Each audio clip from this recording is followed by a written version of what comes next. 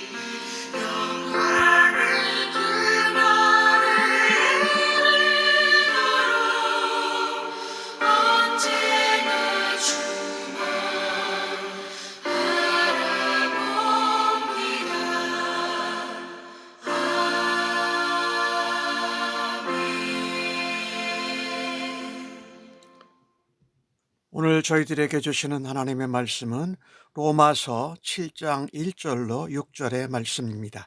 함께 성경을 읽습니다. 형제들아, 내가 법 아는 자들에게 말하노니 너희는 그 법이 사람이 살 동안만 그를 주관하는 줄을 알지 못하느냐. 남편 있는 여인이 그 남편의 생전에는 법으로 그에게 매인 바 되나 만일 그 남편이 죽으면 남편의 법에서 벗어나느니라. 그러므로 만일 그 남편 생전에 다른 남자에게 가면 음녀라. 그러나 만일 남편이 죽으면 법에서 자유롭게 되나니 다른 남자에게 갈지라도 음녀가 되지 아니하느니라. 그러므로 내 형제들아, 너희도 그리스도의 몸으로 말미암아 율법에 대하여 죽임을 당하였으니 이는 다른 이 곧 죽은 자 가운데서 살아내신 이에게 가서 우리가 하나님을 위하여 열매를 맺게 하려 함이라.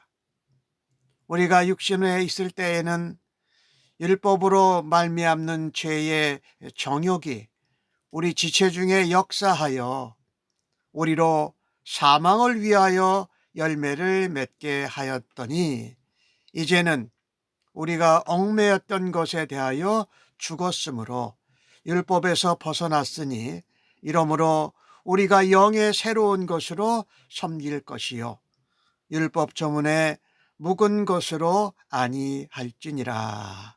아멘. 오늘 사도 바울은 본문에서 율법과 성도와의 관계를 옛 남편과 여인의 아내로 비유를 합니다. 그러면 옛 남편이 율법이라 한다면은 새로운 남편은 바로 예수 그리스도시지요. 예수 그리스도의 영이신 성령, 즉 하나님을 말하지요.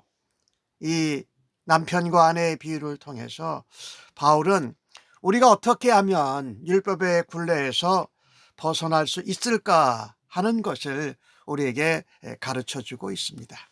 바울은 율법이 하나님이 주신 것이라고 말합니다. 바로 라이처니스한 거라고, 공의롭고 정의로운 거라고 말합니다. 그래서 율법은 하나님의 거룩한 성품과 속성을 거기에 담고 있습니다. 바울은 결코 율법이 악하다거나 완전히 없어져야 한다고 결코 말하지 않습니다. 율법이 인간을 지배하고 얽매였던 원인은 바로 죄입니다.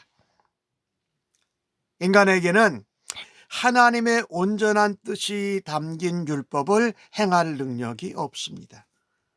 모든 사람이 죄를 범해 하나님의 영광에 이르지 못했다는 것처럼 하나님의 영광의 일을 우리가 공의를 행할 수 없고 우리를 칭의로 의롭다 여겨주셔도 실제 우리가 의인이 된 것이 아니고 하나님이 예수 그리스도를 통해서 법정에서 우리를 의롭다고 여겨주신 것이지요.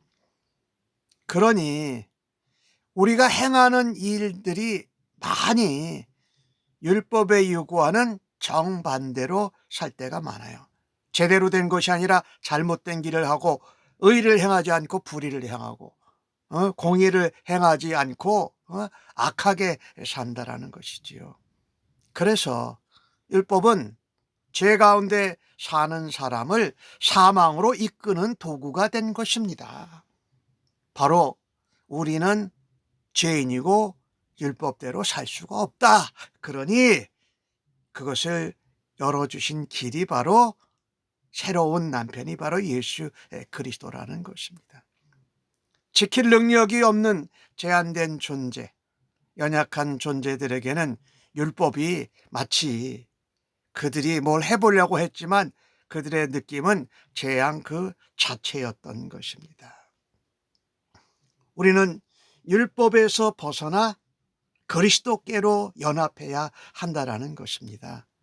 죄에서 벗어나고 정죄에서 벗어나는 길은 바로 예수 그리스도를 영접하고 그분과 하나가 되는 것입니다. 세상의 법들은 다 시효가 있지요. 그 시효는 어떻게 가능하냐면 계약 당사자가 살아있을 동안에만 그 효력이 유효합니다.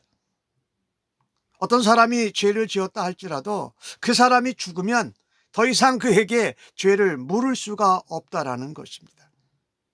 그것은 남편과 아내의 경우도 그렇다라는 것이에요. 남편이 살아있을 동안에 여인은 남편에게 속합니다. 하지만 남편이 죽으면 그 여인은 그 남편의 법에서 벗어나서 자유를 얻게 된다라는 것입니다. 율법은 정말 거룩하고 완전하고 온전한 것인데 그 율법은 성도들로 하여금 죄를 깨닫게 하면서 죄로 올가매는 옛 남편인 것입니다. 우리의 잘못과 죄를 밝혀내고 정죄하는 기능을 율법이 한다는 것이지요. 예수님을 나의 구주로 영접하지 않고서는 그런 죄에 묶여있는 데서, 죄의식에서 벗어나려고 하면 할수록 더 죄를 깨닫고 죄가 더 많아지고 절망감에 이를 수밖에 없습니다. 하지만 예수 그리스도를 영접하고 연합한 사람은 율법의 정죄에서, 율법의 속박에서 벗어난 존재가 되니까 더 이상 죄의식에 괴로워할 필요가 없다라는 것입니다. 아까 말씀드렸지요. 남편이 죽으면 아내가 그의 영향, 남편과 아내의 결혼의 관계, 법이라고 표현할 수 있어요. 거기서 벗어납니다. 하나님은 율법으로 벗어날 수 있는 유일한 길을 열어주셨습니다. 이 길은 다른 것이 아닌 우리 죄를 모두 다 짊어주시고 단번에 해결해 주신 바로 예수 그리스도이신 것입니다. 그래서 율법의 얽매임에서, 율법에서 해방되는 길은 그리스도와 연합하는 것입니다. 그런데 이 그리스도하고 연합하려고 하는데 율법이 죽는 존재가 아니라는 것이에요. 율법은 세상 끝날까지도 1.1획도 변화되지 않고 남아 있습니다. 그래서 우리가 이 율법과의 관계, 우리를 얽매는 이 율법에서 관계를 청산하는 방법은 우리가 율법에 대해서 죽는 것입니다. 그런데 율법에 대해서 죽는 것을 우리 스스로만의 힘으로는 할 수 없다라는 것입니다. 불가능하다라는 것이에요. 누가 도와주셔야 됩니까? 하나님이 은혜로 도와주셔야 한다라는 것입니다. 하나님의 공의가 되신 예수 그리스도, 그분께서 우리를 위해서 십자가를 지셨기에 우리가 그리스도와 연합해서 십자가에 못 박힐 때에 비로소 율법에 대해서 죽고 옛 남편인 율법과의 모든 계약과 관계가 끝나는 것입니다. 그런 후에야 우리는 율법의 매인 죄의 열매를 맺지 않고 그리스도와 연합해서 하나님을 위한 열매를 맺는다라는 것입니다. 오늘 4절 말씀에 그런 부분이 나오지요. 율법에 대하여 죽임을 당했다. 그리스도의 몸으로 말미암아. 그래서 우리는 죽은 자 가운데서 살아나신 이에게 우리가 하나님을 위해서 열매를 맺도록 하려 함이라. 죄와 사망을 위해서 열매를 맺는 것이 아니라 하나님을 위해서 열매를 맺게 하신다라고 말씀하고 있습니다. 사실 그 열매는 율법을 하나하나 지키고 행하는 삶이 아닌 우리의 새로운 남편 대신 예수 그리스도와의 사랑의 관계에서 맺어지는 것이지요. 그래서 그 법에서 자유롭게 되라니 다른 남자에게 갈지라도 음녀가 되지 않는다. 만일 살아있는데 다른 남자에 가면 음녀라. 근데 하나님은 영원히 사시는 거예요. 그러니까 우리가 하나님을 믿는다 하고 그리스도하고 연합됐다고 하면서 다른 남편인 율법을 쫓아가나 세상의 악을 쫓아가면 영적으로 음녀가 된다라는 표현이라는 것이죠. 구약 성경에는 나오는 북쪽 이스라엘 왕국, 남쪽 유다 왕국이 그랬던 모습을 우리로 생각나게 하시는 것이지요.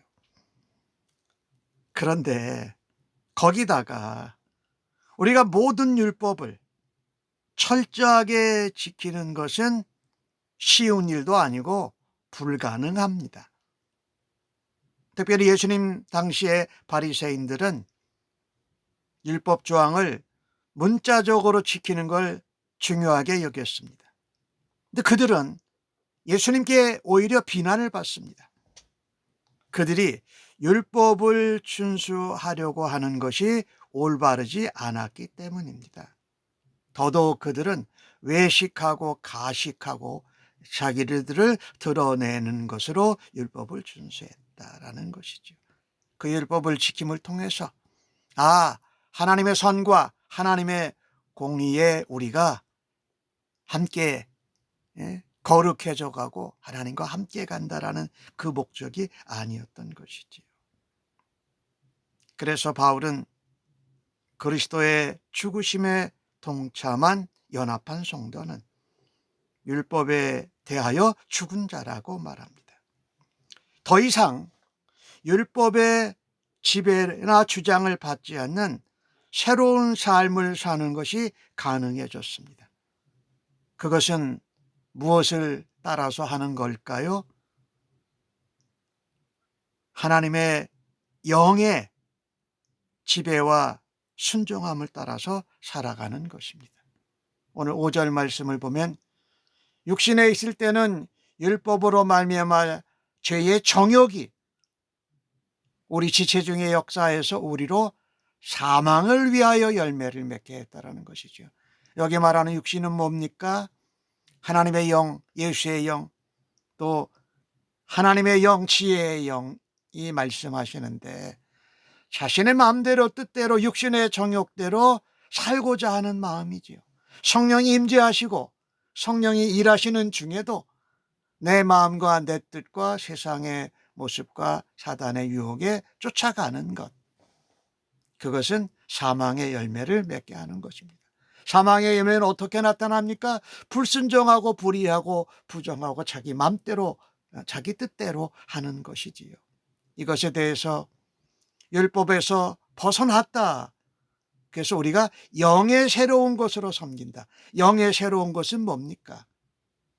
성령으로 살아간다라는 것이지요. 진리의 영, 은혜의 영, 하나님의 영, 예수의 영, 보혜사를 따라서 살아간다. 성령을 따라서 사는 것을 말하지요.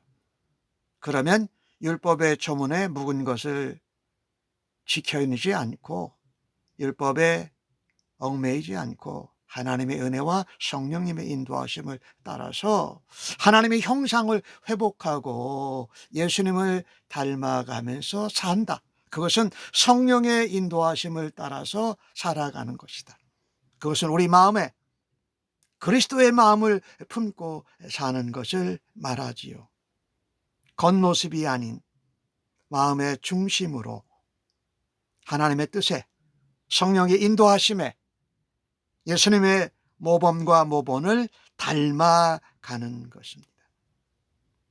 그리스도와 연합해서 성령의 이끌리심을 순종할 때에 우리는 사망의 열매가 아닌 하나님을 위한 선한 열매, 의의 열매, 영생의 열매를 맺으며 살아갈 수 있다라는 것입니다. 참 우리는요, 하나님을 섬기는 방식이 어떤 게 올바른가를 오늘 본문이 우리에게 가르쳐주고 있어요.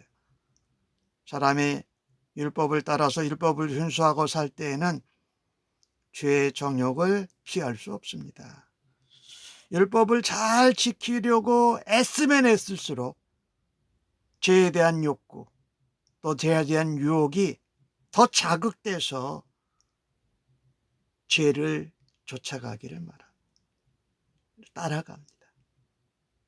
죄에 대한 욕망은 만족을 모릅니다. 끝없이 욕심을 부리는 상태가 바로 죄의 종으로, 또 육신을 따라서 사는 영적인 모습이라는 것입니다. 죄의 정욕, 육신의 정욕을 따라서 살아간다면 죽음에 이를 때까지 그 정욕에 휘둘릴 수밖에 없습니다. 그리스도와 연합한 성도는 율법에 대해서는 죽은 존재라는 성경의 진리를 기억하십시다. 우리는 은혜 아래에 있는 자다. 죄의 종이 아니라 하나님의 의의 종이다. 그리스도인은 율법에서 벗어나 자유를 얻고 죄에서 해방이 된 존재입니다.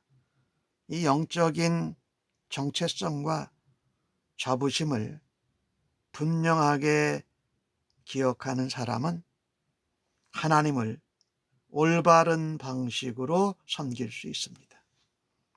그것은 뭘까요? 율법적인 행위를 열심히 지켜서 하나님을 기쁘시게 하려다가 죄에 빠지지 않는 것입니다. 오직 성령이라는 하나님의 영의 인도하심을 따라 하나님이 원하시는 방식대로 바른 방법으로 하나님을 섬기는 것이지요. 율법은 우리의 연약한 육신을 통해서 죄의 정욕을 자꾸 부추깁니다. 그리고 사망의 종이 되어서 사망의 열매를 맺게 합니다. 우리는 율법적인 행위의 열심이 아니라 그리스도와 연합해서 성령 안에서 하나님을 위한 열매를 맺어가는 하루가 되어기를 주님의 이름으로 간절히 축복합니다. 아멘. 기도하겠습니다. 하나님, 율법으로부터 자유를 누리고 해방되는 것은 오로지 그리스도와 연합하는 길인 줄로 믿습니다. 그것은 하나님의 영의 지도하심과 인도하심을 따르는 삶인 줄로 믿습니다. 주님이 율법에서 우리를 자유롭게 하셨는데도 여전히 율법에 매여서 행동하고 율법의 잣대로 자신이나 다른 사람들을 판단하는 저희들을 불쌍히 여겨 주시옵소서. 날마다 그리스도 안에서 풍성한 하나님을 위한 열매를 맺고 성령님의 은혜와 인도하심 힘입어 생명의 열매, 하나님이 기뻐하시는 열매를 맺고 사는 하루가 되도록 주여 인도하시고 사용하여 주옵소서. 예수님의 이름으로 기도합니다. 아멘.